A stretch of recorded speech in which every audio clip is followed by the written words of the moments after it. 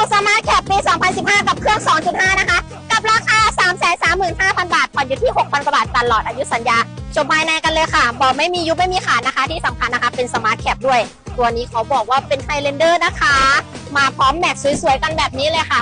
หล่อมากคันนี้มีค่าจัดฟรีค่าโอนแถมมีบริการส่งฟรีทั่วไทยด้วยนะคะใครที่ซื้อสดมีเล่มพร้อมโอนให้กับลูกค้าทุกท่านด้วยนะคะเดี๋ยวไปชมภายในห้องเครื่องกันเลยค่ะว่าจะสวยสับขนาดไหนนี่นะคะ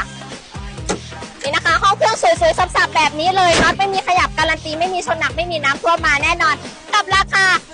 335,000 บาทผ่อนอยู่ที่ 6,000 กว่าบาทตลอดอายุสัญญาเงินดาวไม่ต้องพูดถึงชัยเจริญยนต์จัดให้ค่ะ